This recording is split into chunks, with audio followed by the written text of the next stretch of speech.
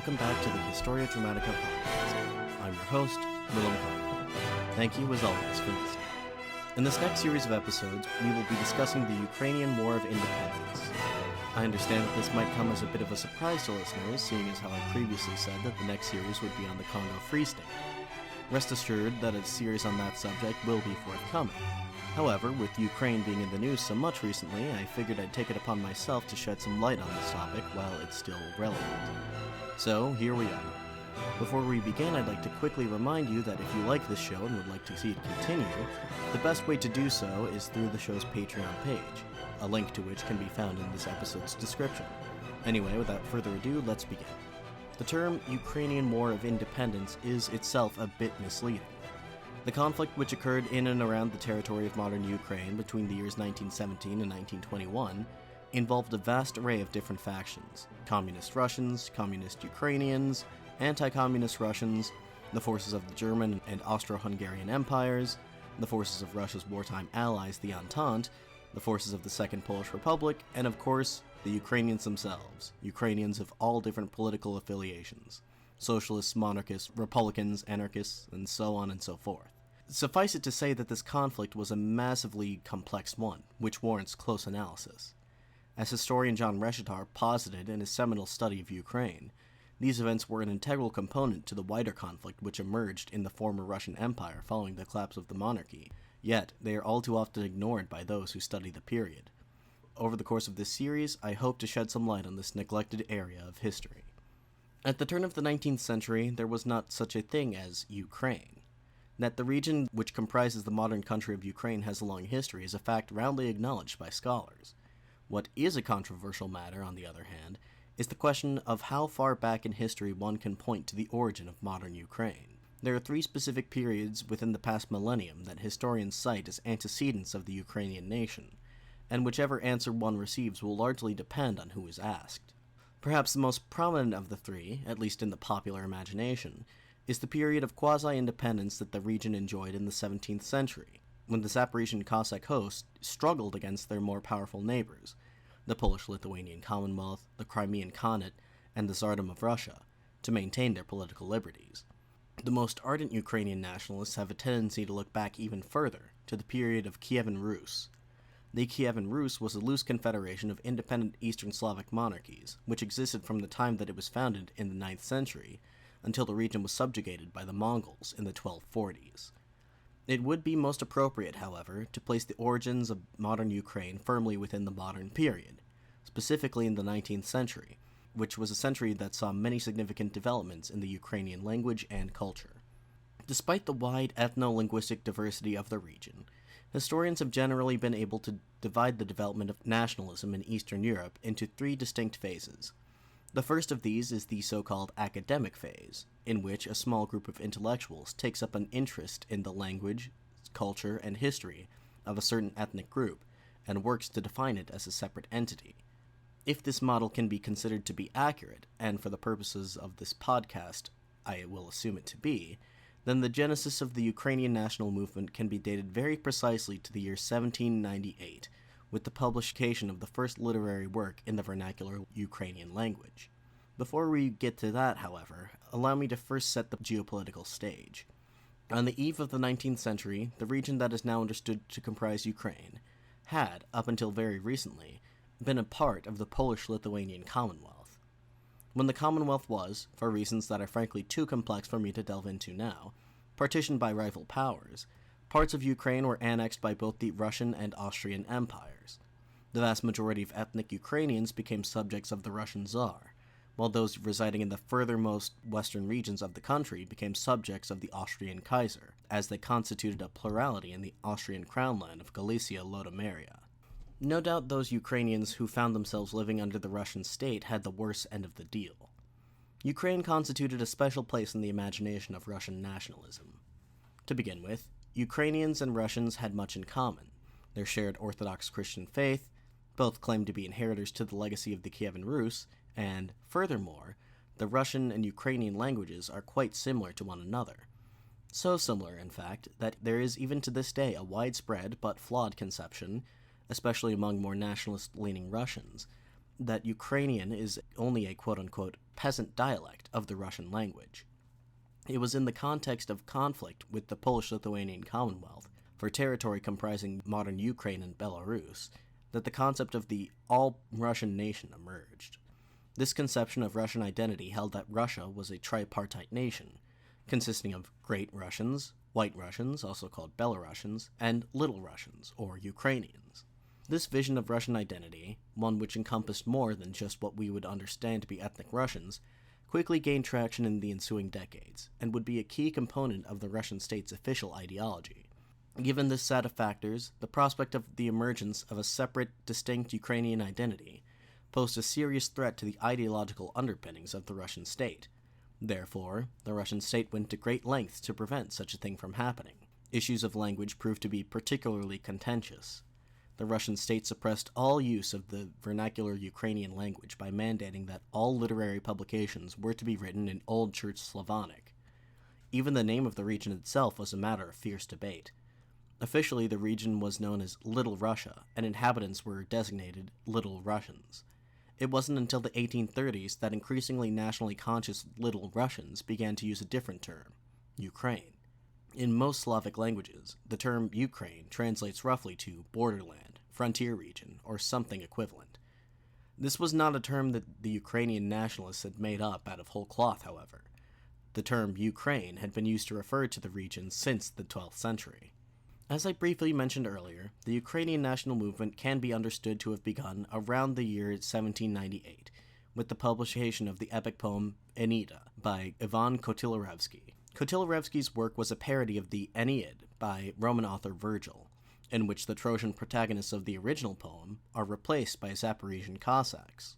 Even had it not been for the poem's distinction as being the first major literary work to be published in vernacular Ukrainian, it would be a remarkable work and a landmark in the development of Ukrainian identity regardless. The content of the poem would prove to be just as important as its form. Aeneida contained many themes which would become central to future developments in the Ukrainian literary canon, many of which can be considered to be rather radical in nature. For instance, throughout the poem, one can identify both reverent nostalgia for the Zaporozhian Cossacks and their traditions of political liberty, and harsh criticism of the great Russian ruling class. Similar themes can be detected in the work of Taras Shevchenko. If Kotlяревsky can be considered a figure comparable to Chaucer in terms of his contributions to the development of the Ukrainian language, Taras Shevchenko can be considered as being comparable to Shakespeare. In fact, Shevchenko was often referred to as Kozbar Taras, Kozbar being a Ukrainian term equivalent to the English word bard. Shevchenko was born as a serf on March 9, 1814, in a small village some 200 or so miles south of Kiev. At a young age, his master sent him to the Imperial Russian capital of St. Petersburg to study drawing. It was due to his remarkable artistic talent that Shevchenko was able to purchase his own freedom from serfdom, and he went on to attend the Imperial Academy of Arts, the most prestigious art academy in the Russian Empire. But it was not for his visual artistry that Shevchenko would win fame. Rather, it was for his literary skills. His first publication was an 1840 collection of poems entitled The Kozbar Player. A quote from author Serhii Yekelchek, quote, "Using elements of folk songs, the peasant vernacular, and the bookish language of older writers, Shevchenko molded a new and vital Ukrainian language, equally accessible to intellectuals and peasants alike." End quote. Through his very popular and accessible works, Shevchenko was instrumental not only in the development of the Ukrainian language, but in influencing the Ukrainian people to conceive of themselves not as Little Russians, as a constituent people of the all-Russian nation, but rather as Ukrainians, a people who constituted a nation unto themselves. In his works, Shevchenko railed against the Russian oppression of the Ukrainian nation, often finding ways to connect the national and economic nature of said oppression. For instance, more than one of Shevchenko's stories feature a virgin Ukrainian maid being violated by a haughty ethnic Russian nobleman. In the year 1845, after almost half a century of monumental developments in Ukrainian culture, a small group of intellectuals decided that it was finally time to attempt to politicize the Ukrainian national movement. Under the auspices of preeminent historian Nikolai Kostomarov, these intellectuals founded a secret society, which they called the Brotherhood of St. Cyril and Methodius. The Brotherhood had, among various other political goals, the abolition of serfdom and the reorganization of the Russian Empire into a liberalized and federalized democratic republic, of which Ukraine would be a free and equal constituent part. Shevchenko's views were a fair bit more radical than the members of the Brotherhood. He believed that Ukraine should seek its independence and separate from the Russian nation entirely. Although Shevchenko was technically not a member of the Brotherhood, he was among those arrested when the Russian secret police cracked down on the organization and arrested its members in early 1847. Shevchenko's writings had been found among the possessions of those arrested, which was, for the Russian authorities, ample cause to take the Bard into custody. Shevchenko was convicted of contemptuously using the Little Russian language, of advocating Little Russian independence, and for slandering the royal family.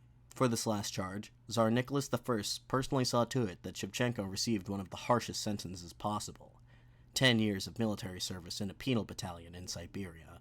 In 1857, Shevchenko was officially pardoned by the new emperor, Alexander II, but he was forbidden to return to his native Ukraine. He lived for 2 years in the Russian town of Nizhny Novgorod, before finally being allowed to return to his native country on account of his failing health. Shevchenko died on March 10, 1861, days after his 47th birthday, no doubt weakened from the decade of deprivation he had suffered while serving his sentence. As you'll recall from earlier, I said at this time Ukraine was split between Russia and Austria. However, thus far, all the events that we've discussed, the publication of Anita, the career of Taras Shevchenko, and the founding and dissolution of the Brotherhood of St. Cyril and Methodius, have all occurred in the part of Ukraine which fell under Russian jurisdiction. Events of equal or greater importance to the development of the Ukrainian national movement were occurring in Austrian Galicia, or in what is broadly referred to as Western Ukraine. In general, Russia, which had become a byword in the West for despotism, was considered to be far more autocratic than Austria. In particular, the Austrian Empire underwent a series of liberal reforms under Empress Maria Theresa and Emperor Joseph II, whose combined reigns comprised the majority of the latter half of the 18th century.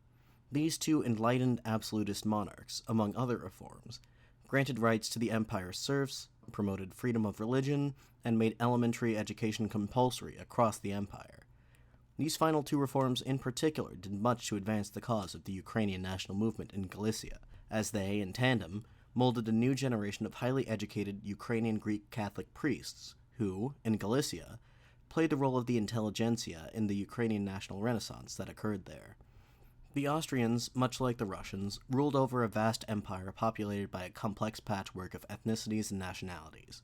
Unlike the Russian state, however, the Austrians were all too aware that they could not possibly hope to assimilate these populations into the German high culture of the empire. So, whereas the Russian government of this era generally pursued an official policy of Russification, that is to say, a policy whereby the Russian language and culture would replace native languages and cultures, the Austrian government adopted a far more liberal nationality policy. The Austrians, to a large degree, tolerated and even supported efforts by the empire's minority ethnic groups to develop their own unique languages and cultures. The minority nationalities that made up the Austrian Empire were allowed to be educated in and publish works in their native languages, and political power was generally devolved into the hands of each group's native clergy and nobility. Of course, it is worth noting that the Austrians were not acting from a purely altruistic rationale here. The top priority for Austrian leadership was securing the loyalty of the nationalities, and it was hoped that such concessions would ensure that, in times of political instability, the nationalities would stand with the Austrian emperor. The loyalty of the Ukrainians was put to the test during the revolutions of 1848.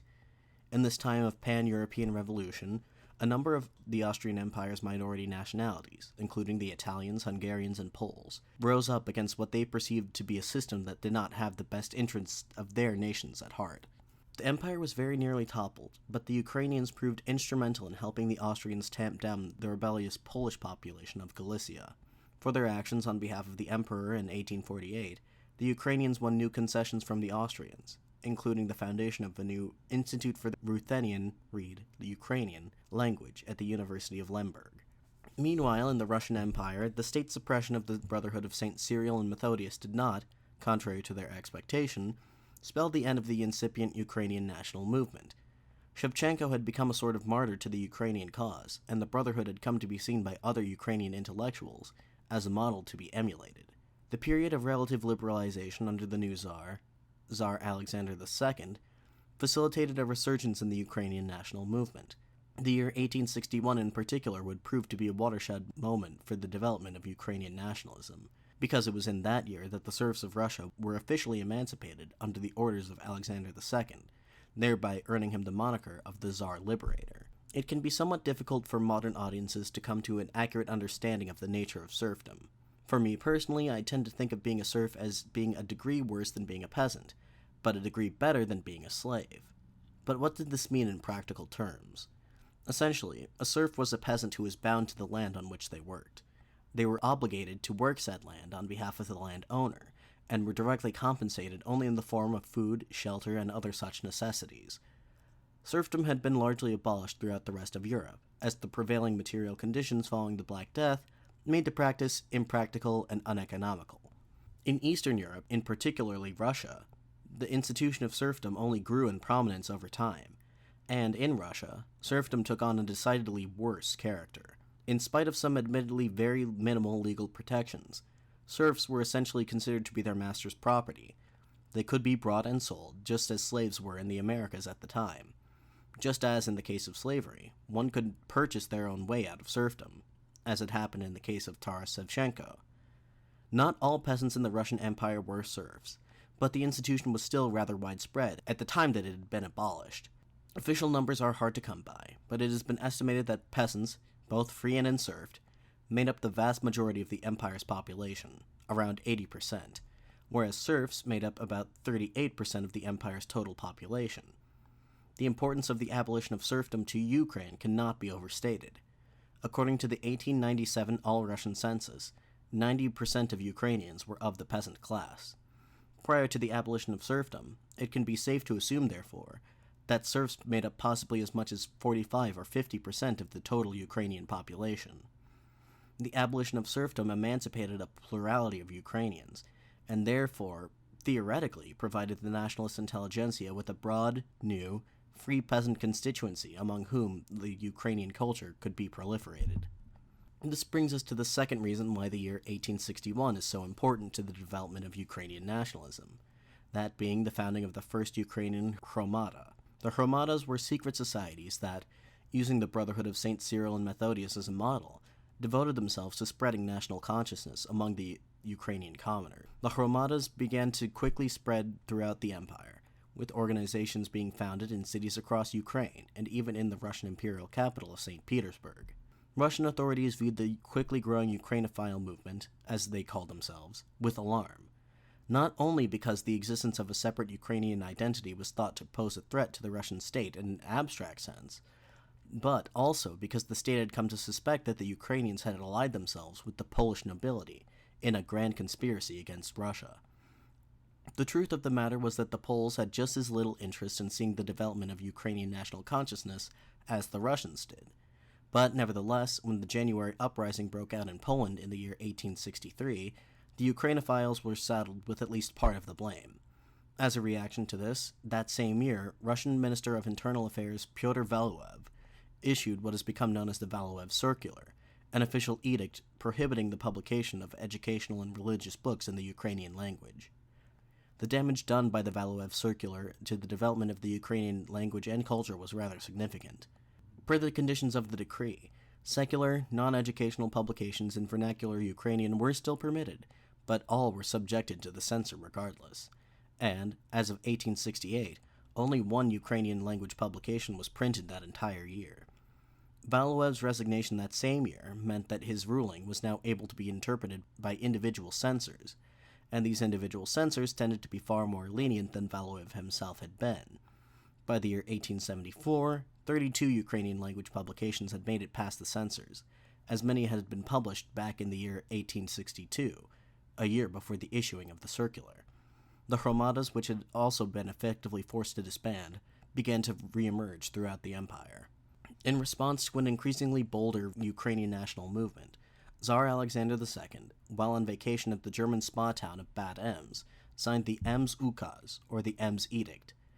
The edict, which began with a resolution to, quote, put a stop to the activities of the Ukrainophiles, which are a danger to the state, end quote, not only banned the publication of all works in the Ukrainian language, not just religious or educational ones, but also prohibited the use of Ukrainian on the stage, and prohibited the importation of Ukrainian language texts from abroad, among other various provisions. The last point about the ban on importation of Ukrainian language texts is particularly important. Just as how the Vasyl circular had been issued under the belief that the Ukrainians had allied themselves with the Poles against the Russians, the impetus for the Ems edict was a suspicion that the Ukrainians were being aided by the government of Austria, or, as I will henceforth be referring to it, the Austro-Hungarian Empire. This time, however, Russian authorities' suspicions were not entirely unfounded.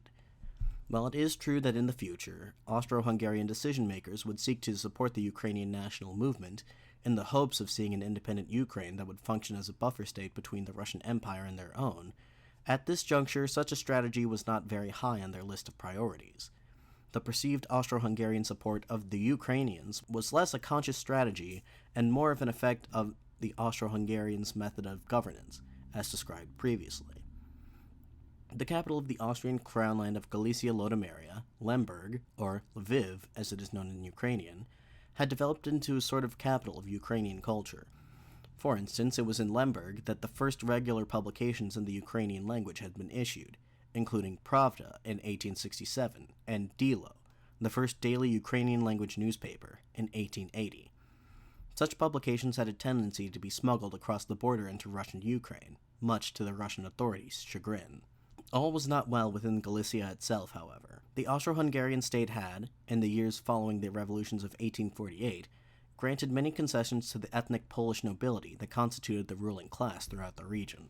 Tensions between the Poles and Ukrainians, who made up the majority population in eastern Galicia, eventually led to the formation of the Russophile movement. The intellectuals of the Russophile movement believed that Vienna's support of the Poles was a betrayal, and so they looked to Russia, the defender of all Slavs, to save them from tyrannical Polish rule and to unite all of Slavdom. Naturally, the Austro-Hungarian government saw the growing Russophile movement as a threat to their national security, and so they sought to support their opponents, the Ukrainophiles. This had the effect of sending Galician Russophiles across the border into Russia, while the repressive measures being enacted by the government there sent many Ukrainophiles into the far more attractive land of Galicia. One such individual of the latter category was one Mykhailo Hrushevsky, an ethnic Ukrainian born in the Polish city of Holm, who moved to Lemberg at some point during this period. It was at the University of Lemberg, where Hrushevsky took on the title of Professor of Ukrainian History, when the position was first created in 1894. Hrushevsky is truly an interesting character. A historian by trade, Hrushevsky would find himself caught up in the politics of the incipient Ukrainian state when it began to move to independence following the revolutions in 1917.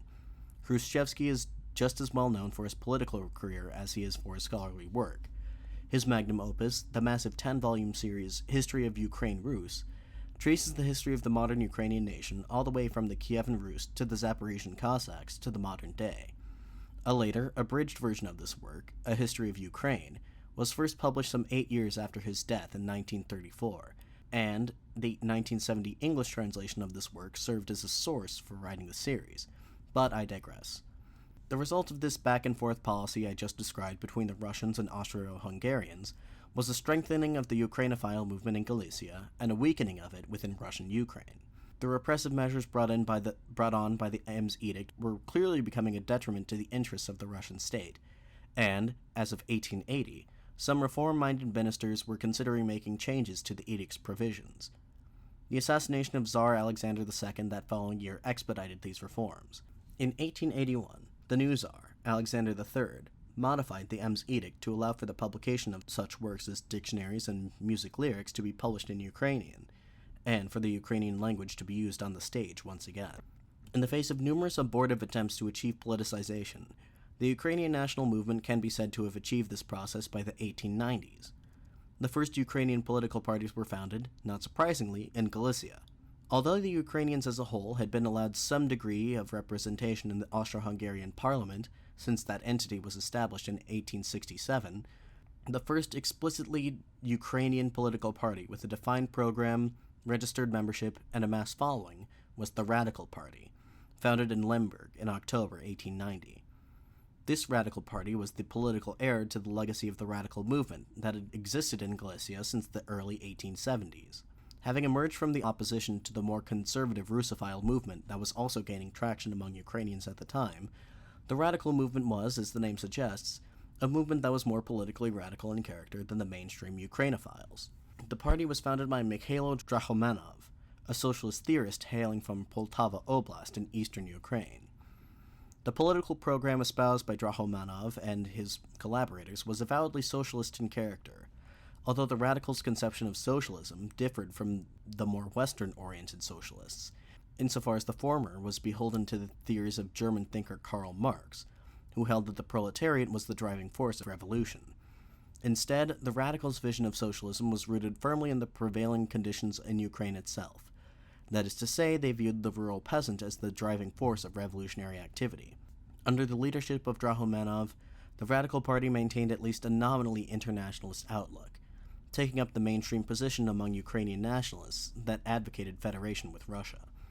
However, following Drahomenov's death, the party adopted a resolution calling for complete and unequivocal independence for Ukraine. This marked the first time that such an idea had been advanced by a political party, but it was a fringe position at the time and would remain so even up to the year 1917. The first Ukrainian political party within the Russian Empire would not be founded until a full decade had passed from the founding of the Radical Party in Austria-Hungary. The Revolutionary Ukrainian Party was founded in the year 1900 by a group of university students in the eastern Ukrainian city of Kharkov. The RUP quickly spread out from its city of origin, establishing branches in 6 different cities across Ukraine and southern Russia. Initially, the RUP was dedicated to achieving, quote, single, unitary, indivisible, free, and independent Ukraine from the Carpathians to the Caucasus, unquote. The extreme nationalism that characterized the party in its first years gave way by the year 1902 to a form of agrarian socialism similar to that espoused by their cousins in the Radical Party in Galicia. In early 1904, a man named Mykhailo became the leader of the Revolutionary Ukrainian Party. Under his leadership, the program of the party shifted away from the more nationally based agrarian socialism to an internationalist variant of socialism, as put forward by the German Social Democratic Labour Party and their 1903 Erfurt program. As such, the party officially took on the orthodox Marxist position, which held that the urban proletariat should be the object of efforts to proliferate class consciousness. Throughout 1904, tensions caused by heated debates over the so-called national question led to the splitting of the party at its second party congress in December 1904. At this time, a large group of Orthodox Marxists split off from the Revolutionary Ukrainian Party to form the Ukrainian Social Democratic Union, also known by the shorthand Spilka, which would become an autonomous entity of the Russian Social Democratic Labour Party, the party from which the Bolshevik and Menshevik parties would later emerge. Those who remained in the RUP, including future Ukrainian revolutionary leaders Volodymyr Vinnichenko and Simon Petlura, rechristened themselves as the Ukrainian Social Democratic Workers' Party. As I hope I've illustrated by now, all the major early Ukrainian political parties were at least nominally socialist. The whole episode of the RUP's split illustrates the fundamental divide that would plague Ukrainian revolutionaries for the next 3 decades or so, the issue of the national question. While nearly all politically conscious Ukrainians were opposed to Tsarist autocracy, they differed in terms of national outlook. We've already seen this dynamic at play when it came to the Ukrainophile versus Russophile debate of the 1870s. Now, the growing popularity of international socialism added an entirely new contour to the debate. Whereas both Ukrainophiles and Russophiles had a tendency to lionize the Ukrainian peasantry, internationalist socialists believed in the revolutionary potential of the urban proletariat. This leads us to take a look at the question of demographics. As I mentioned earlier, about 90% of the Ukrainian population was made up of the peasantry, thus making it logical for any nationally based Ukrainian revolutionary movement to place the onus of taking revolutionary action upon them. However, Marxist theorists had no small amount of debate on the question of if the peasantry truly possessed revolutionary potential. The focus for the Marxists was the urban proletariat, or worker. And while it is true that during this period Ukraine, especially the eastern half of the country, was undergoing a period of industrialization, the urban proletariat still remained a relatively small demographic. The issue here is that any political movement with such an outsized fixation on such a small proportion of the Ukrainian population lacked the broad appeal that was necessary for a successful nationalist movement. Additionally, the population of Ukraine cities was, for the most part, not even ethnically Ukrainian. For instance, the Ukrainian capital of Kiev had a population that was only some 20% Ukrainian. The majority population in Ukraine's industrial urban centers was Russian, Jewish, and Polish predominantly. Each of these groups tended not to gravitate towards Ukrainian-based socialist parties, but to Russian, Jewish, and Polish-based ones instead. I'm sure at this point the listeners have a number of questions so far, the most pressing of which pertaining to the radical left-wing nature of the Ukrainian national movement. There is a persistent and admittedly not entirely unfounded notion in the modern day that nationalism is a fundamentally right-wing phenomenon. It is true that nationalism has a tendency to take on a right-wing character, especially since the advent of fascism. However, it is worth bearing in mind that nationalism, like all other social movements, takes on the character of the specific conditions from which it emerges. Therefore, given the socio-economic conditions prevalent in Ukraine at this time, it stands to reason that the Ukrainian national movement, emerging as it did in opposition to socio-economic as well as national oppression, would necessarily take on a more radical character than similar movements emerging elsewhere in Europe. On January 9, 1905, a procession of some 20,000 workers turned out into the streets of the Russian capital of St. Petersburg for a peaceful demonstration. Their intentions were modest: to present to Tsar Nicholas II a petition which called for, among other things, more stringent labor regulations, the introduction of democratic government institutions, and an end to the disastrous ongoing war with Japan. Led by a priest, Father Grigory Gapon, the procession of the workers to the Tsar's residence at the Winter Palace was orderly, even reverent, with protesters carrying portraits of Tsar Nicholas and singing "God Save the Tsar." And yet, despite the non-violent nature of the demonstration, the soldiers guarding the Winter Palace were ordered to open fire on the crowd as they approached the Tsar's residence. Between 150 and 250 people were killed in the ensuing massacre. An indeterminate number were wounded, and even more were arrested. This event came to be known as Bloody Sunday, and it marked the beginning of the Russian Revolution of 1905. For the greater part of the next 2 years, nearly the whole Russian Empire would be racked with labor strikes, peasant revolts, and military mutinies. In Ukraine, revolutionary action most often took on the form of the second of these three forms just described. During the period between 1905 and 1907, there was a marked uptick of peasant unrest in the countryside, with rebels often articulating nationalist demands, such as the introduction of Ukrainian language in schools. Events in Ukraine, however, remained largely inconsequential when compared to the events which took place in the industrial heartland of Russia proper, or in other peripheral territories such as Poland, Finland, and the Baltics. One notable incident which occurred in Ukraine was the mutiny of the battleship Potemkin, later to be made the subject of a famous 1925 film directed by Serhii Eisenstein. Despite the fact that Ukrainian nationalists were minimally involved in the revolutionary events between 1905 and 1907, they were nevertheless able to benefit from the brief period of relative liberalization that it resulted in. On October 30th, 1905, Tsar Nicholas, in a last-ditch effort to restore order to his empire, reluctantly issued the October Manifesto. The October Manifesto guaranteed limited civil and political rights to the subjects of the Russian Empire. Most of the restrictions regarding the Ukrainian language were lifted. The October Manifesto also promised to create a representative body known as the State Duma, without which, at least theoretically, no new laws could be promulgated. Ukrainian political parties participated in the elections to the First and Second Dumas, where they articulated demands for Ukrainian autonomy, but to little avail. The Tsar would eventually go back on the promises he laid out in the October Manifesto, and the period after the year 1907 saw a resurgence in reactionary politics throughout the empire. The Duma was shuttered, and repressive measures were once again taken against the Ukrainian national movement. Ukrainian politicians were arrested, the ban on Ukrainian language publications returned, and so on and so forth. Therefore, in 1914, on the eve of the First World War, it seemed as though, quote, the monarchy had successfully survived the revolution and adjusted itself to the new economic and political realities. The non-Russian nationalities were taken under control after receiving some concessions, and Russian nationalism itself had created an unprecedented bond between the monarchy and most of its subjects. Popular support for the one indivisible Russian state and the nation was as popular as ever and gaining new ground. End quote. If anything, the outbreak of the Great War in August 1914 initially promised to strengthen the unity of the empire and galvanize its minority populations to fight and die on behalf of the Tsar. All signs pointed to the complete re-entrenchment of reaction in the Russian Empire, but, as I'm sure most of you are aware, that is certainly not what ended up happening. But this episode has gone on for long enough, and I feel that this is a pretty good place to end things. Be sure to tune in next time, as in the next episode, we will go beyond the First World War, and to begin to cover the revolutionary developments of 1917, hopefully getting all the way up to the Ukrainian Declaration of Independence on January 22nd, 1918. But that is, for us, still quite a ways away.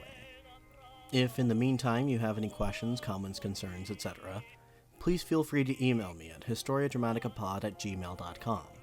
Alternatively, you can contact me via Twitter or Facebook, links to which can be found in this episode's description. Also be sure to check out the show's Patreon page and unofficial eBay store.